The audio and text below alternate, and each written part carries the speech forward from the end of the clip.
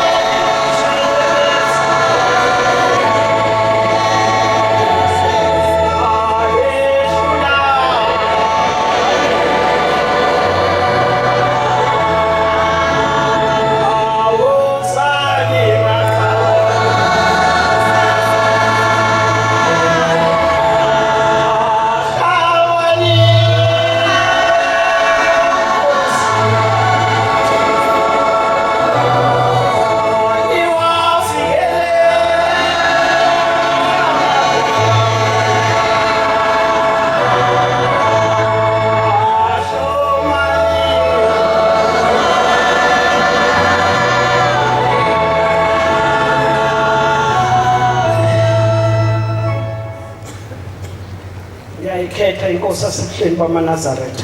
Amen. Ngibingelela abagcotshwa. Ngibingelela inhlangano kaSuthi. Intaba yepheza ngudlukuhle egameni lenkosi. Amen. Amen. Bantwana abahlala sezulwini. Siyabonga ukuphinde sihlangane kulonyaka. Elosagcinana ngonyaka ophelile bangcwele. Amen. Omunye nomunye wayithatha uhambe ekhaya kayise. Wafika ekhaya kayisadlula wayihleli bamaNazaretha. Wafika ekhaya wadlula wayentabeni enkulu yethu esayinikwa uNkulunkulu. Amen. Ngithe bangcwele ngiyabonga masiphinda sihlangana futhi siphila. Amen. Siyazi babesikhathini esiningi sizoba dehlulene nje. Ukhona abantu athe uhambeni lwabo kangaba kuhle.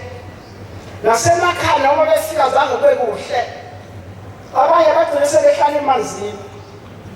Konke lokho ukuthanda kaNkulunkulu bafowethu. Kodwa sithi ke phephisani ngaliza kwethu. Othi umshumayeli inkonzo eyomama. Funeka omama basukume basho ukuthi ade beyephi inyanga yonke. uNkulunkulu namhlanje usibeka inombolo akekho umuntu obuzwa ukuthi ubuyaphi. Nawe uyabona ithi ababuya ezulwini kanjani. Siphuma emzini engcwele abantwana basezulwini. Siphuma eKhenani. Lapha besiye khona besiye DP. Yabona nasekhaya la inkomo isila amakhizana uyethi umnikazi ekhaya leniyisedipini enkomo unamakhizana nathi-ke kade sisedipini bafowethu siyawahloza amakhizane siyawucela kuNkulunkulu ukuthi aphinde asiphe futhi unyaka omusha asigcine siphile bafowethu njengoba bethile uMshumayeli nami ngisukume ngibabaze hayi inkozo yonke yasebuhlenisile ayikhavele amanazarethane ekhale khona emhlanganweni bafowethu into asuthi ngibonile amakhosana wabonile amakhosikazi wabonile bangcwele anguthandayo ngoba ngishintsha asuthi isile namhlanje edodweni azongibingelela yaze yangiphasa ngisho impahla zami sengibona namakhosikazi okunjalo akhona thema ifika zokhona umhlangano athi wazisashiya umama wethu la angifuna zangithola fika edodweni asabona mama amen kasibona zangusi kodwa khuluma amakhosikazi asika ukuthi njengoba besinabaphathi bethu besebhodweni inyanga yonke bephekwa beza bazongibingelela inkosi kwabusisa bantwana abahle siphumile lapha sihamba semzini engcwele ebuhleni safika mafika phakathi komsi kaNkulunkulu sabekela umthetho lesibekelo namaphuma la etempeleni nasebuhleni hlangana nawo umthetho kuzobe sengaphakathi komsi kaNkulunkulu yini ofuna siyenze sasiyenza lokho esikutshelwayo waze wamuhle umuntu othanda ukuphathwa ngoba nakusasa mhlawumbe uyophatha sibe siyenza lokho kusho uNkulunkulu sahlala kodwa uNkulunkulu lase liyaphuma izwi elona size kulo kwesozwa lona nje kuphela wathandela lethina ngiyengena udedele sabile samdesidedele ngeyi-1 sabuya kumdedele sahlala sesibekelo-ke yonke imithetho lesibekelo lavela etempeleni kwaphinda babemenza izwi bangcwele kwathiwa yangena umsebenzi kaNkulunkulu ophethwe abashumayeli labakhokheli labaphathi bamakhosazana saphinda saya bangcwele uNkulunkulu wethu ingazi wezulu safika sawufaka iphefumulo yabantwana bakhe wasesikhipha sibusiso kwaba kuhle ezulwini sabuye sazolinda izwi bangcwele ezolesize kulo kwafika isikhathi wathi uyaphuma umhlangano wasiyaphuma umhlangano uhambile umhlangano wazofika eKhenani ngicela uhambisa kweqoqo uhambisiwa lesi sikole esimasaba bekula iphansi nafuna uhambisa kweqoqo ngoba inkulumo eyikhuluma uveli la ekhaya iyaziwa abanye bephethe nje emafonini njengoba kukhuluma nikhona abangijaja ukuthi hayi lapha kukokheli yayiqake la cha nami ngithatha ihloko bafowethu lapho efika gadla khona kimi ya masi lapho sesofunda into eyiningi waphuma umhlangano uMshumayeli abantwana basezulwini hayi shebu uNkulunkulu soyiphumela nje ngoba phela isono sinamandla usathana unamandla kodwa yena uNkulunkulu sibeke ngamashi ezulwini uhambile umhlangano wamiwa inteshini zonke zasiyo nawe ngithanda ngishumayeli zobabaza ngizoxoxela nabafowethu odadewethu abangakayiqoqi nemhlophe ukuthi thina kade sisezulwini hayi sibabonile lehlobo zethu sezahamba ezulwini ubana ngathi ambonanga wabo kanti kobe kwenzani sithe masifika eKhenani safika sahlala salakhi ilokishi lethu elakho umzuzu bese kwayilokishi sahlala phezu kwentaba engcwele kwafika isikhathi uNkulunkulu wamemeza oba besilalela izwi nje kuphela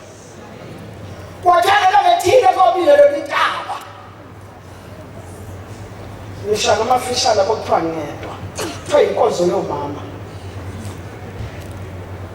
Ngiyabonga namhlanje uMshumayeli uma ngabe usehlukanisile ukuthi ekuseni inkonzo yethu nje asiphazanyiswa. Nathi ngesikhathi sizoliphazamisa. Ngiyakujabulela lokho ngiyabonga. Sabile besawubingelela intaba bangcwele. Sithatha sibahle ngaphakathi kwafowethu. Sesikhothe konke ukuthi wayekhona abantu ongagumisani nabo. Ngoba sitshele sisuke ethempeleni ukuthi kukhona into ezwanelayo kulungisa manje. Njema siyaphezulu yabasenhlanga entabeni yaseKhelani. uNkulunkulu wethu uNyazizulu. Yena seluleka abangcwele. Wasiluleka uNkulunkulu engasaqali useluleka. Uthi uNkulunkulu uthi kubabaza ubuhle bomhlangano. Uswile uMshumayeli owasibabela loqala babaza umhlangano. uNkulunkulu babaza umhlangano uMshumayeli wathi wazobuhle umhlangano uhamba. Hakho lelo wayiswa. Usho uNkulunkulu wethu uNyazizulu. Wathi uhamba nje loluhle nje. Cha nami phela azange ngiswele nje. Uthi khona sekwenzekele ngakho cha Mshumayeli wangisoluka. Kodwa uNkulunkulu ukhuluma ngenhlonipho. Ithi muhle umuntu ahloniphayo kodwa kade ngashisa isithunzi sakhe. Ngoba khona olokhuzayo ethi mangabe ahloniphe akakhohlwa ukuthi ukuphi lapha khona. Uthi uNkulunkulu omhle wasezulwini. Uthi masilapha entabeni sizona kwamagama ethu. Uthi saba nemindeni yethu. Uthi iNazaretha iphatheni kahle. Usho uNkulunkulu. Uthi makhona athi nihambe kahle ohambeni. Azange izolutho. Lokho okuhle uNkulunkulu esincome. Hawu Mshumayeli ugcine esethi ubaba ngifisa ukubonga ngoba abakhulu ohambe lumbabile ngifuna ukuhlabela inkomo ezenoni ayinonileyo. Amen. Wathi uSibini nawe lesithathu sokutshatshamba. Hawu Mshumayeli mina sazi sibawe sinje namhlanje. Sithi masomunye isidlo sasezulwini siqale empepeni. Sithi nyama namadokolo bese sigcina ngemphe lokho ngesidlo sasezulwini. Bekusho uNkulunkulu. Uthi aqede isihloniphe bangcwele. Uyazama ukuseza lokho singamakholwa. Ungahlonipha ahloniphe umntana. Ahloniphe azakhohlwa ukuthi la ekhaya khona abantu abahlala ngaphezulu kwakhe. Kusho uNkulunkulu. Uthi bahloniphe kodwa ube nendawo yokugcina kuyo umhlangiphuza kweqa. Yenzeka ke bangcwele uMshumayeli. Into eningi ethempeleni ebandleni sezoniwa yithi sithi sinzalo. Yithi esonizinto manje sithi sinzalo. Umuntu akhohle ukwasalelwa ngakubo noma nasalelwa ngakubo. Akhohle lokho. Yabantu abaqoqapha ngoba abantwana uMshumayeli boNyazizulu. Na 26 years ngaguqa phambi kwabo. Kodwa namanje sabuza. Ngoba dala. Namanje sabuza uMshumayeli. Kodwa na 26 years. uNkulunkulu uyasiphisa asikahlali phuze kweqa. Siyacela ke lokuthanda ukuthi bangcwele sizazi indaba zethu uma sikhona. Khona abantu abahlala ngaphambi kwakho. Siyayicelela kuNkulunkulu wasezulwini. Sithe uma sehla ke entabeni la ngifuna ukulandelela kakhulu ngifuna ukuhamba kwexoxo. Ngezike elandelayo inkonzo iphethwe uShosi eseni eminasha yaphathwa umlungwane. Umlungwane ukhuluma ngendaba yangakubo bangcwele. Khuluma ngenkosikazi engahambi kahle. Yayidukisa amanye amakhosikazi bayeza ishuqulwana. Kodwa ke thina la ekhaya umuntu osaba lo sizo njalo. Ngoba thina sinoNkulunkulu.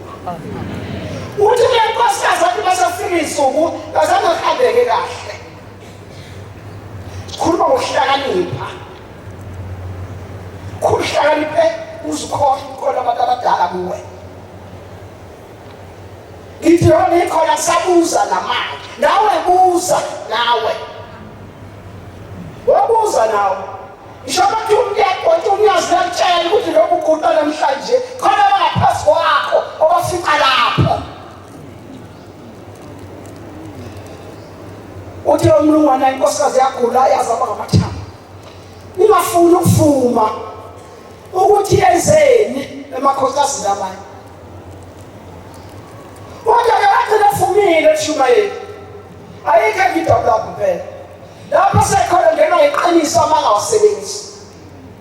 Uthi umlungwana wathi lefumile babala uphefumulo ungaphumi wathoka labasashodayo obawabanikeza imuthi ukuthi abahlisa amadoda. Kodwa uShumayeli umuntu udlisa kanjani indoda phela nasebhechini walandwa uwedokotweni khalazo ugana mase fesa klinika nje sabonakelepi. uShumayeli alangaze zokushela woza bomeshela manje baseqangatha nje bonakelepi. Hayi makhosikazi uyazi inkandi kuphi isazandleni nala engqondweni. Inkandi lapho nje mahluleke lapho ngawuzohamba ukuthatha zona lokho uzalena amashokolo uhlisiyo igcina indoda sabe ikhwehlela ubala. Uthi umlungwana kwagcina kodwa uNkulunkulu eyikhubulile lenkosikazi kusho ukuthi basebephelela abantu ekade bakhothisa ibanikeza lezi shuqu. Uyadlula umlungwana ukhuluma ngengane ezimbili ezahliswa zase ziyashona. Uthi umlungwane wagijima indoda ethile yakwaba ubika uthi ingaza kwabani usezidla upoison ishonile. Uthi uNkulunkulu ezisimanga wafuna indoda endala wathi ayifuna isigubhu soswela ibisivula isilendi sesiqaqele ethempelini. Mase shaya ikhwela nje ebesevala. Afuna ukuyilandela.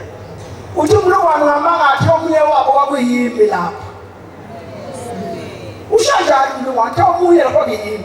Yike ngithi engathi mahlobo zabantu sibakhethe eMshumayeli. Obosihlobo labo abangahlolozwa la ekhaya abakhethwe ezulwini. Amen. Ushanjani omunye umfundisi. Axoxa. Ithi athi inkosi sebengikhiphile ukhokhela uMancane. Uthi athi inkosi yazi mfundisi bantu. Wenze konke lekathi kwenze kuye. Nike. Kodwa baza bekhiphe nabantu abangakhishwa la ekhaya. Sho ukuthi ebangcwele uNkulunkulu engathi angasenza sesabe. Hlala singomakoti njalo. Singahlakaniphi. Singashayi ifuwa ukuthi thina singabokuzalwa lekhaya. Khona abantu abasesetsholeni namanje ayibona bawukuzalwa lapha bezayo. Abasazobefika basusa belokuhlale bona. Kodwa siyacela ukuthi uNkulunkulu angasikhumbula bafowethu. Hayi sabile bangcwele. Nama ngelulo ngoba ngiyedwa inkosi akuyona yami ngedwa. Kodwa nje sithi umhlangano bomuhle eManazareth amahle. Amen. Sihlalile noNkulunkulu wazovala umhlangano. AmaNazareth sesandesa bekhona amasabatha onke. Amen. Sihlalile noNkulunkulu akukho lubi uNkulunkulu uncome waze wasegcineni shebe enqoma ukusiphatha. Engathi ngaziphatha kanjalo njalo uNkulunkulu athokoze ngathi. Amen. Ngiyayibongela ke bangcwele. Hayi ngiyibongela bafowethu inkosi yethu sonke. Kodwa ngiyacela bomama masebehlabelela eshaya ivesibeli ngibadlule phambili inkosi kuseliswe. Baba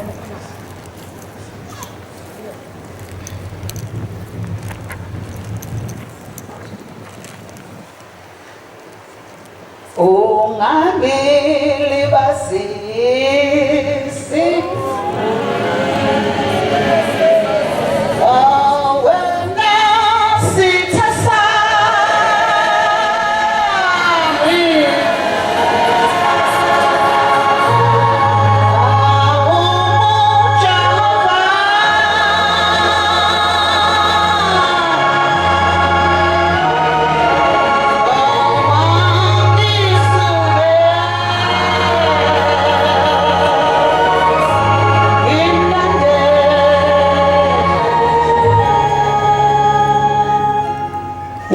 Inkosi enkulu asehleni amaNazaretha. Bantwana bakaNkulunkulu, uShembe uNyazi lwezulu uNkulunkulu. Siphuma ezulwini. Shembe ingcwele. Namhlanje ngithe ngizohlangabeza isibusiso esehle ezulwini. Bantwana benkosi, khona lento enzobaba mayivala umhlangano yokusibusisa kaningi. Ngiyayisaba abantwana benkosi. Sicela ukuthi leso sibusiso njengoba besifika siguqa emasangweni bese ingelosi usanda nezwe isemukelisa ngamunye ngamunye. Amen. Ngoba uNkulunkulu uthe ngisho abangekho la. Uthe mayivala entabeni wathi ngisho abangekho. Wathi Shembe abalinde ngeenhliziyo, inhliziyo zabo eziphezulu kwentaba. Wathi ngiyabacelela isibusiso. Wayesethi uThixo nami kulo nyaka ka2026 owuphumelela kwaManazaretha. Bantwana benkosi, ngiyayicelela nami uShembe akasipha ukukholwa kokuqala. Umuntu nomuntu nje ayikhumbule fika la ekhaya ukuthi wafike njani, wafike yaphi. Ngoba kuthonela ilanga wamkhulu wababiza abantu. Wathi wena wafika uzokwenzani la? Wathi ngangigula. Wathi omunye wafika uzokwenzani? Wathi ngangizocela abantwana. Wasethi wabamkhulu konke kokufuna usukutholile ngithi bese abantu amen. Wasethi hambani ke manje. Yingoba abantu basebexokozela sebekhohliwe ukuthi bafike bezokwenzani. Kodwa ke bantwana benkosi uShembe uyasithanda. Njengoba eshonto umama umkhokheli beqala izwi lokuthi uhlatshiswa amaNazaretha. Wathi ubaba angahambi umuntu abantu abadle bempepho yeinkomo ezinonile. Abonga ngazo umhlangano ukuthi akazabikele lutho nangamaphoyisa. Umhlangano kunokuthula. Amen. Bantwana benkosi uShembe uNkulunkulu. Sahamba ke sayongenisa umdedele. Hayi angaze ngibone nje uma thina umama sesigcwalisa ithempeli eliphezulu sodwa. Bantwana benkosi waphinda uShembe wathi basebaningi abezayo. Bantwana benkosi ayesibambisiseni lenqaba sihleli kokuphelele sihleli uNkulunkulu. Amen. Siyambonga bantwana benkosi uShembe. Wayeseshumayela ke ubaba umfundisi uMlungwana. Uthi ke ubaba uMlungwana ake sikhuzeni nathi mase siyafika ke emathempelini sicela ukukhuza ngoba uthi umfundisi ake sikhuzeni izinga lotshwala seliningi. Siyakhuza abantu bethu ukuthi ake sehliseni kokunye ezizinto sizenza sidlala kanti omubu useyangena. Uma siyezulwini siyocela isibusiso siyocelela imindeni yethu kusezulwini lapha. Kukhuluma ke le nhlayisuthi eyafika ngebhando abantu bayibonile entabeni.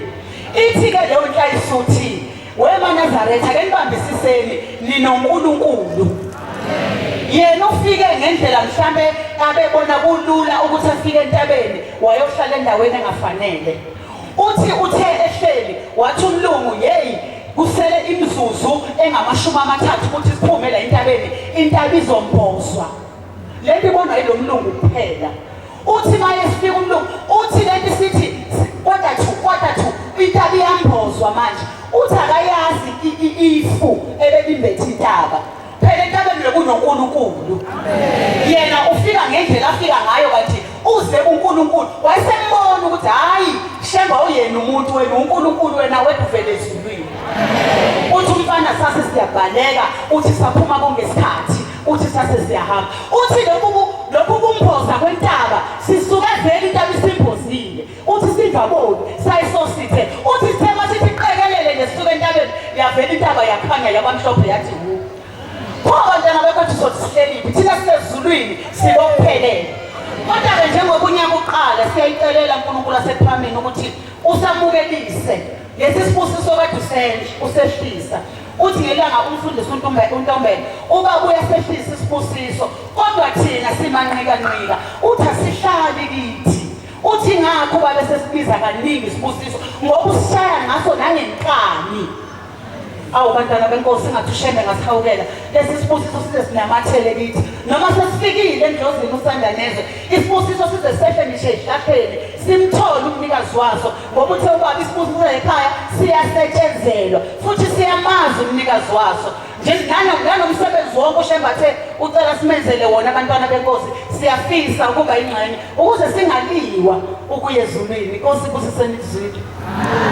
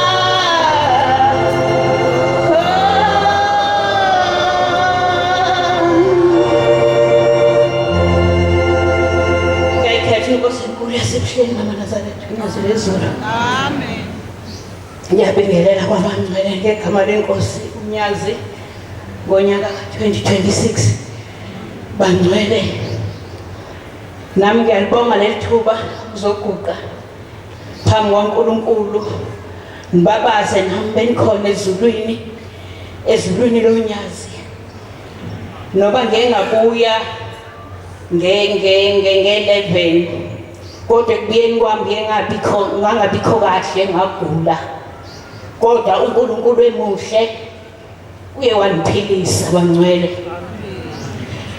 kodwa nje besiseKhenani uNkulunkulu enika inkonzo umfundisi uManiphazame umfundisi umthetho umfundisi ukhuluma ngenkosikazi eyayinabangani yayinomnganayo lenkosikazi makulisabatha umngane afika athi mnganami uzwile ukuthi kukhona umshado unyana kaSibanibani uyashadelwa hayi umngane ashintshe lo leNazaretha athi angisayisontweni nami sengiye emshadweni ayeka ngaye esabatheni ngesabathe elilandelayo kwakhona afika umngane uzwile ukuthi kushoniwe kwaSibanibani athi hayi angeke ngilulaze umakhelwana nihambe ngeke umakhelwane ningayisontweni njalo umakhelwane manje efikile lona makeza esontweni athi kunomcimbi kushoniwe lona ngayisontweni bangcwele kuthiwa wayiqhuba lento lo mama safika isikhathi sokugula ngoba siyafika wagula unkosikazi agule ashone aphinde avuke baze ingane zabiza umshumayeli ukuthi akakazozi ukuthi kumama kwenzakalani ngoba uyashona aphinde avuke akafuni ukuthi kwenzakalani uma efika benibuza ukuthi mama kwenze njani ngoba uyashona wena uphinde uvuke useyavuma umama ngoba bangcwele sikhona isikhathi wawufuneka uvume uthanda ungathandi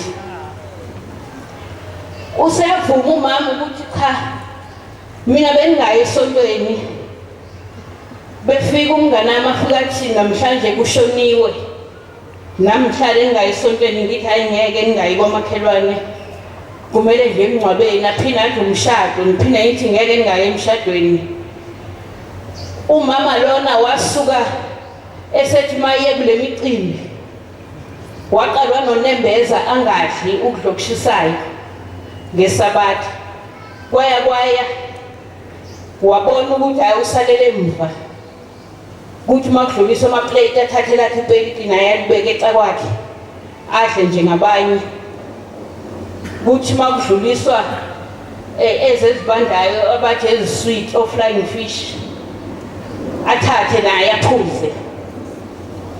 Useyavuma kumama ukuthi cha mina baba Mshumayeli nani ngasengiphuza notshwala ngasendla nokudlokushisayo. Yiyo lento umphefumulo uphuma uphinde ubuye ngoba umphefumulo uyaphuma ubuze esidunjini ukuthi mina ngiyakuphi ngoba wena uzayowembelwa laphaya. Hey bangcwele kunzima masingagwema lento yabangani.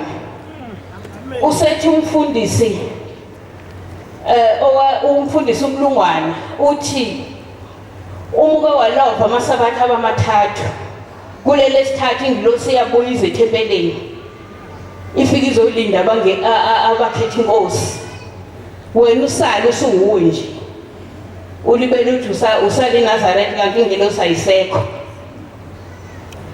Kanti ebuhleni umfundisi owayethetha inkonzo emini naye wayisho lento wathi eNazaretha bakhona inhlasuthe yayiyothandaza eThekwini yahlangana nephepha lalibhaliwe libhalwe ukuthi singayiqeda kanjani lento enkulu kangaka eunyazi lezulu.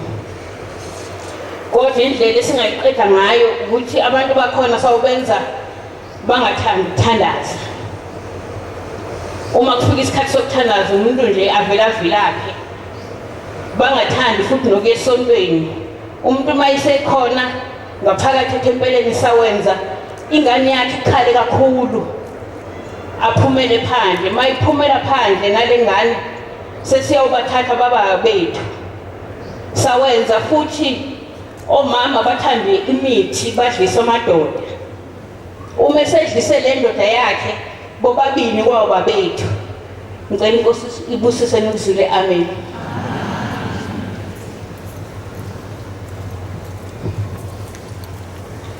Khetha inkosi yasebuhleni. Amen. Ngicela isihlabelelo 132. Mina ngikhumbule esifinile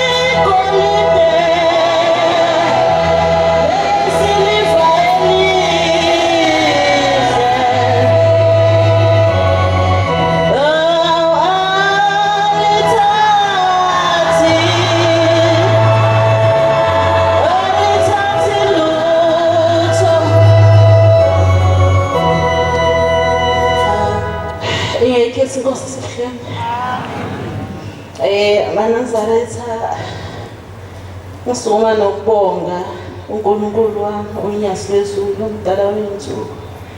Ngoba ngihlabelela lesi sihlabelelo nje sengikhumbula ebuhleni vele. Ngiyakhumbula indlela ebekubuhle ngayo, ngikhumbula la ekwawela khona inhliziyo yami ngosuku lokuqala emzini oyingcwele ebuhleni. Engifisa ukuthi uNkulunkulu ngihlezi ngicela ngithi ngiyacela uNkulunkulu wami uNyasi lwezulu ukuthi leyo nhliziyo yami la owayithola iwele khona ngicela ukuthi ayithathe ayigcine la asikhona ukugcina khona inhliziyo zabantu bakhe abathandayo. Manazaretha ngibonga inhlanhla yokuba semhlanganweni oyingcwele kaJanuwari. Ngibonga ukuthi uNkulunkulu ungiphile indlebe noma ngingaqondile ukuthi abangazange baye ingoba bengazange balalele benze. Kodwa ngiyabonga ukuthi bathe mame khuluma abazali bami le ndawo kule ndlu yasisanda nezwe. Ngase sengiyahamba nami ngocela la engihlezi khona ingane khona ukuthi ngicela nami ukuthi uNkulunkulu angiphe amandla nesibindi sokuya emhlanganweni kaJanuwari. Manazaretha emhlanganweni kaJanuwari kuyasetshenzwa kakhulu, kuyafukuzwa ngizosho njalo. La kuthiwa khona siyosebenzela imphefumulo, so ungayili kuyolala, so ungayili kuyobona abangani bakho. uShembe uyikhulumile kakhulu indaba yabangani.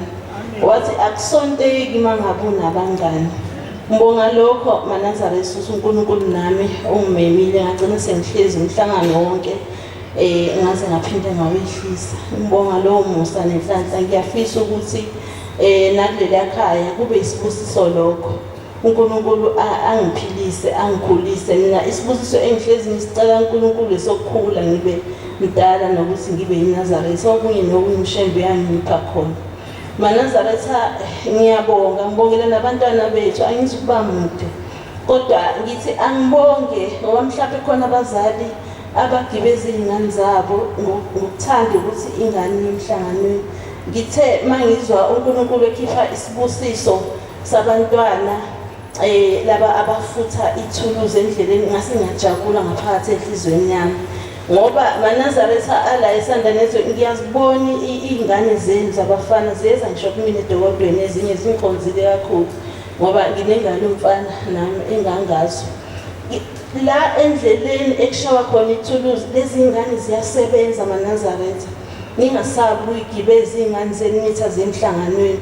Labantwana bayasebenza bafutha kuze kuyofikwa phezulu entabeni noma sekwehliwa abakhona basuke bekhona ethuluzini. Ngiyaba nenhlanhla ukuthi ngibabone.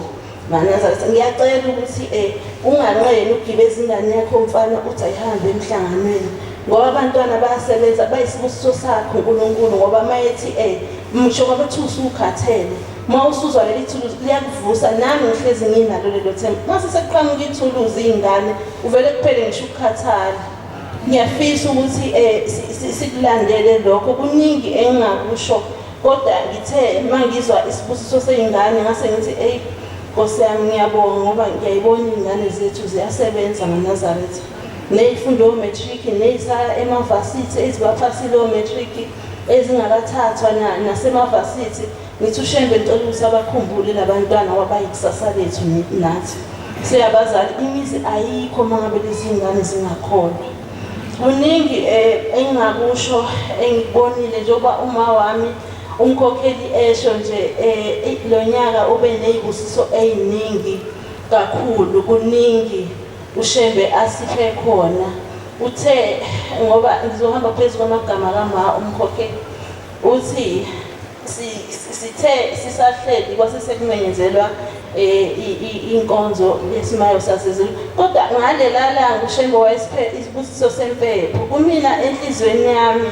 Ngase ngithi mina kusho ukuthi uShembe uzama ukusikhombisa ukuthi noma ngabe thu uphelele wena uyayiqayisa ngokuthi uphelele kodwa uShembe mayethi isimayo sabantu bonke kusimayo sabantu bonke leso ngoba sithe singene esimayeni sathi sesisuthi nje amatabunga nakho konke odrinkinya lokhu uShembe asiphe khona wathi akudle bonke abantu ngaphambi ukuthi kuyiwe lapha yana. Manje ngithi mina ngiyacela ukuthi uNkulunkulu ababusise bonke nabakwazi ukuthi bakulinde lokho noma ngabe kuthiwa mhlambe kwakukhona amathizethisi kodwa wathi mayeseqala waseyasho wathi banenhlanhla bonke abantu abamaye lokhu yakudla okuyimpepho ekade ngibonga ngakho. Waqala washo njalo wathi banenhlanhla wathi bekuyinhlanhla enkulu abantu abayizuzile. Sengithi ke mina kushuthi uShembe uzama usikhombisa ukuthi akekho omkhulu akekho omncane siyafana sonke phambi kobuso bakhe. Kuningi Manazaretha engakusho noma ngoba sesibuya sesehla sesehlisa umhlangano.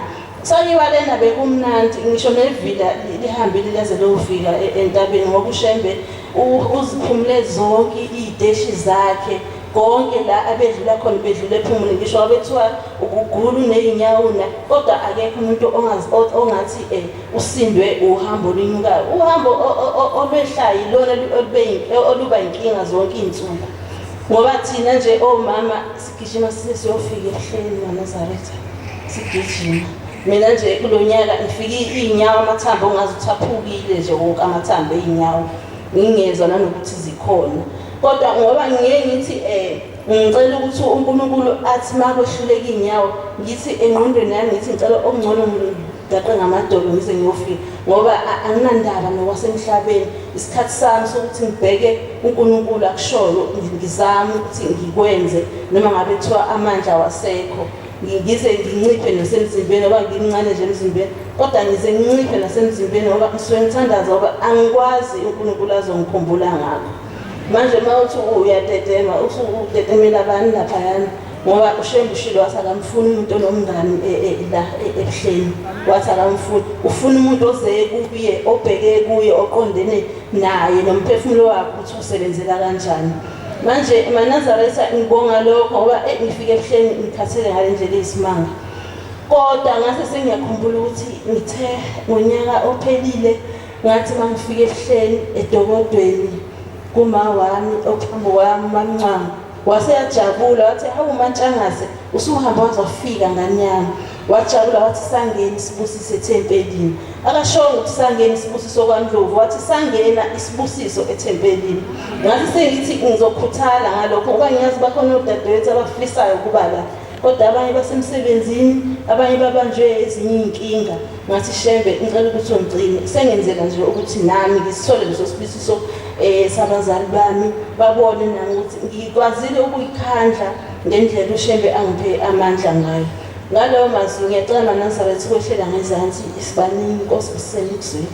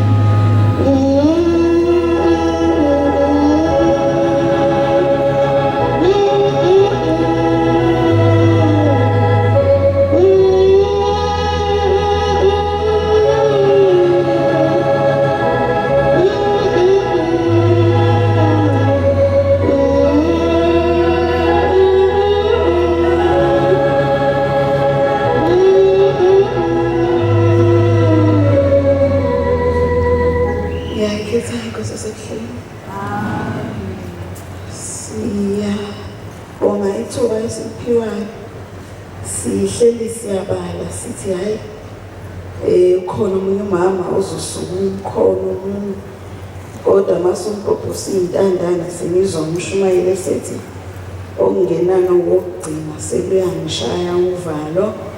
Sengithi Nkosi ngicela ungiphe amazwi ngoba ngokuqonda kwami nokwazi kwami anginawo amazwi afanele abantu basezulwini. Ngeviki edlule uNkulunkulu phindile futhi leli thempeli wapha omama ithuba bathi bebehambile bakhulume ngezwi kaNkulunkulu. sajabula ukuthi hawu maqhutshwe nobaba bazoyithatha. Kodwa kulokhu umhlahlandlela wasezulwini uthe akube omama babe bodwa kungaxubi. Thina esithanda ukucasha sesiyavela. Siyacela uNkulunkulu ukuthi asithethelele. Kunzima ukukhuluma phezulu kwabangcwele ngoba lapha akuzange abantu nje kuze nezinhliziyo ezinhlobonhlobo. Zithwele usizi, zithwele isikhalo, zithwele kuningi. Manje mawukhuluma ngathi uNkulunkulu singaba nolimi oluhle. Sikhulume kahle iphumele ezinhliziyo eziphilile. Uthi uBabilanga kwenye intshumayelo uthi bangcwele baseNazaretha ningakhathali ningasuki kuza kule ndawo. Uthi ngoba awusazi isikhathi nomzuzu wesibusiso. Uthi awazi ukuthi uNkulunkulu isono noma usizo lukuzolugeza nini. Ingakho singabavuki bezimasabatha wonke size lapha uNkulunkulu usizothandaza ngoba asazi umzuzu okuphulukiswa kwabazali bethu nokhokho bethu abaseyigodini zosizi. Siyayibonga inhlanhla yokuba sikwazi ukuthi uNkulunkulu asithwale sifinyelele kulowo muzo oyingcwele wasebuhleni, sikwazi ukuthi siyocela isiqalo somNazaretha sokuqala unyaka. Ngiyayihlupheka mangingakhonanga ukuhamba phansi ngoba ngiyibona ngathi unyaka ngokuqalanga ngokufanelekile. Ngiyambonga uNkulunkulu ukuthi angiphe amandla okufinyelela kuleyo ndawo kulolo hambo lasezulwini. Umuntu angayithatha kancane indaba yokuhamba uhambo lwasezulwini makuJanuwari. Lo uhambo lukhulu kakhulu, alihambeki ngokuqonda, alihambeki ngobusha benyama, alihambeki ngokwazi komuntu, kodwa lolu hambo luhambo lomthandazo. Mina ngicishe ngalahlwa bengithi ngizokhala kakhulu. Ngihambe ngifosta, ngihambe ngizwe ukuthi noma kukanjani ngiyahamba. Ngathola inothisi thina nje basiqasha, wathi umqasha indawo sengiyayidinga, ngicela ukuthi ngibuyisele yona. Kwafika umhla ka-27 kufunakala ngiphume, ngangingazi ukuthi ngizoyaphi. Kodwa ngathatha impahla ngayibeka e-storage. Inhliziyo yami ibiphokophelile ithi anginendaba Sathane noma ungenzani, ngiyahamba ukuya ebuhleni. Walibona idimoni ukuthi livuka xa zonke, lima phambi kwami, kufanele ngilungise indaba yokuthi ngimuvele kwenye indawo, akumuveki akuhlangani lutho. Kodwa nje ngalibe ngithe uSathane namabutho akhe abatshenana ukuthi ngeke bangithole, ngiyahamba ngiya ebuhleni. Wathi uyanqaba ngathi nje kodwa ngiyahamba Sathane. Kodwa uNkulunkulu wangenzela umusa, kwavele futhi kwahlangana konke, ngayithola indawo, samuva kwalunga nje konke kwahlangana. Noma eseqaba ukuthi ngelisa umdedele ngaphoqa, kodwa ngathi ngiyahamba. Ngayishiya impahla ngemuva zimabheketona zinjalo, ngangikhiphe ngidinge ebuhleni, ngahamba ngomusa kaNkulunkulu. Ngicela ukumbonga uNkulunkulu ngoba ngiguqa nje, ngicela ukumbonga ngoba indlela uSathane benisa impondo zakhe zingovolonga khona phambi kwami, bengeke ngize ngikwazi ukuhamba. Kodwa inhliziyo yathi angazi ukuthi uzokwenza njani ngoba ngiyahamba. Sathane ngiyahamba, uzokwenza njani? Ngathi uma ukuthi kufanele ngife, ngizofela kuyona kuleya ndlela, ngizofela kuyona uma ukuthi nje ngigibela noma itekisi noma iliphi mangifika ebuhleni ekufanele, kodwa ngiyahamba. Sathane uzokwenza njani namabutho akho?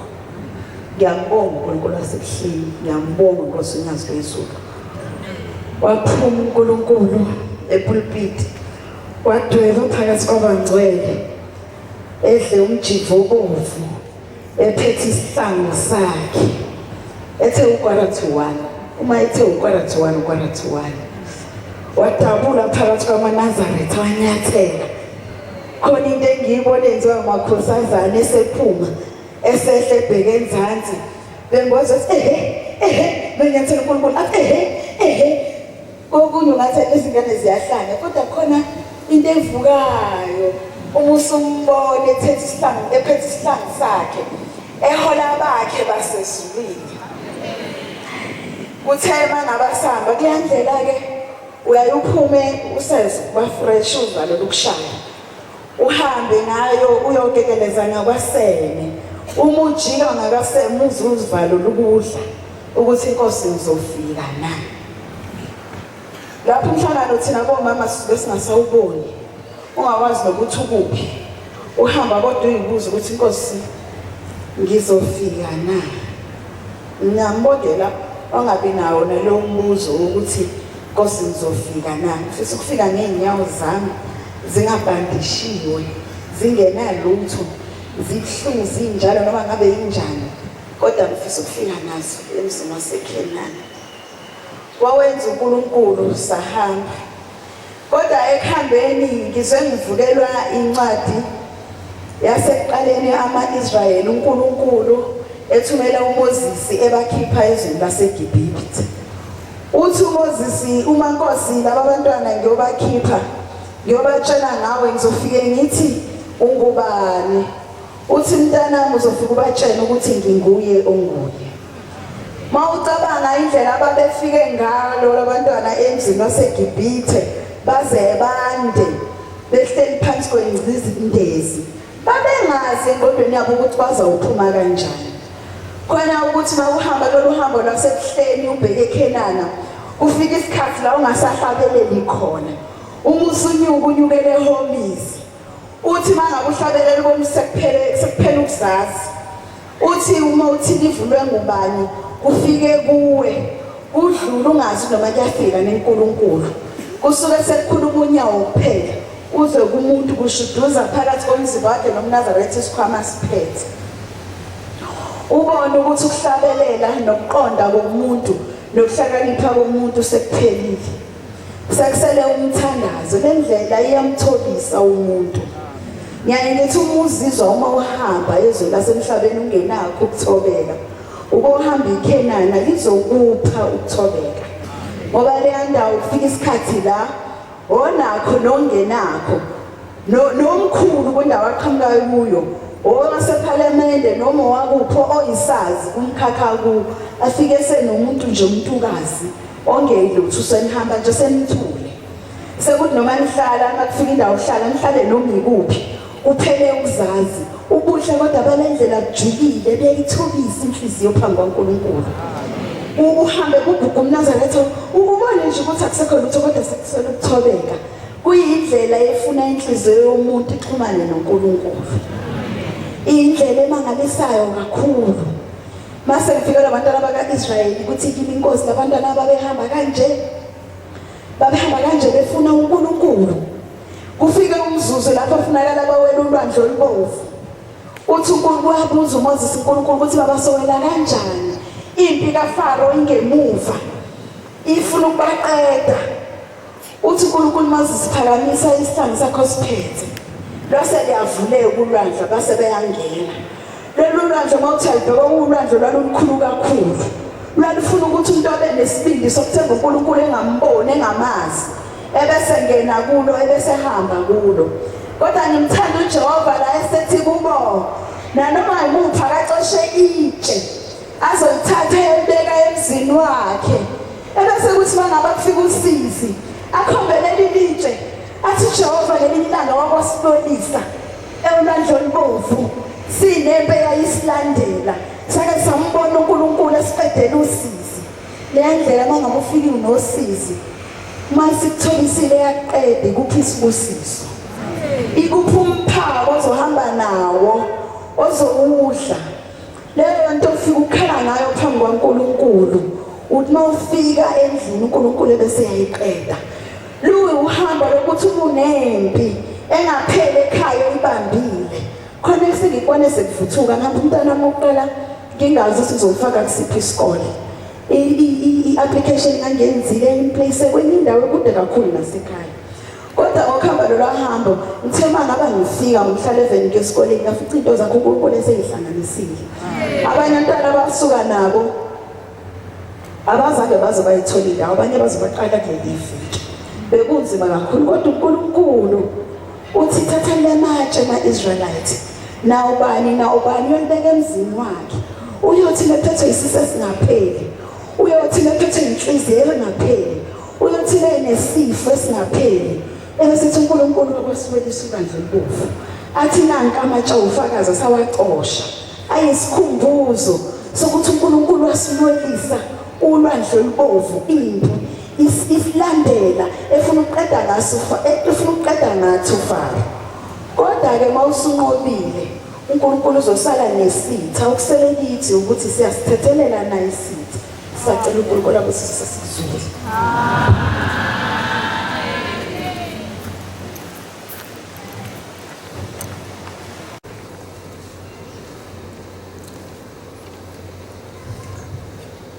Will